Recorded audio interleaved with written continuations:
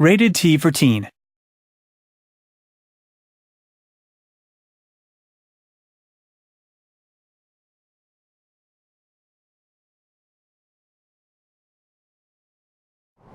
We started with the idea that we wanted to set it in the future, but in a beautiful future. We took the idea of magic and turned it into technology, so we grounded it in a reality that we could foresee.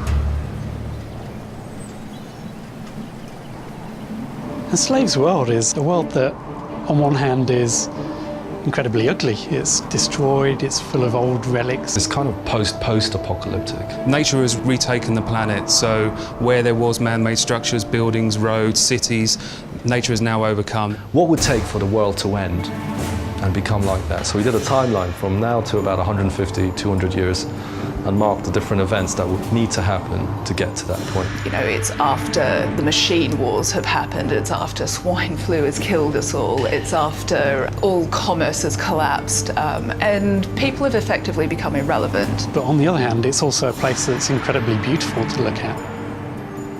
Usually when you see an apocalyptic world, it's grey and brown and desolate. What we don't like usually is monochromatic games. People have a tendency to think that if humanity dies, then the world dies with them, and it's totally the opposite that's true.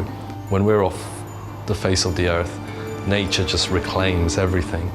And it's amazing how quickly you see things that we felt were permanent start to dilapidate.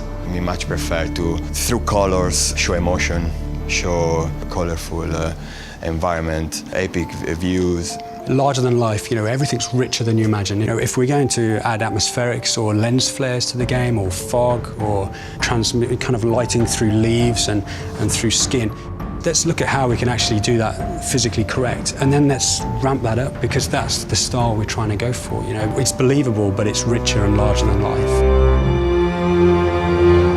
You can see places like where something horrific has happened, like Chernobyl, and where nature has retaken it. It's beautiful in amongst the destruction and desolation, and that was the feeling that we really wanted to capture. The game starts in New York, and the reason it starts in New York's a universal city. Everyone recognizes it, so when you start there, you're basically saying, this is Earth. But as they leave New York City and start heading further towards the west, towards their ultimate goal, they pass through vestiges of history. So there is one large area where hundreds of titans, large mechs, taller than buildings, fought together, smashed each other to bits, and created this kind of desolate landscape of oil spills and chemicals all merged together amongst this twisted metal.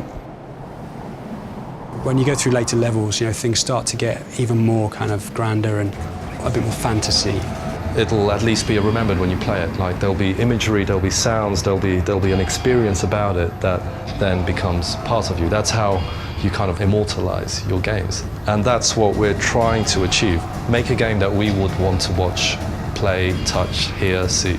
That's our objective.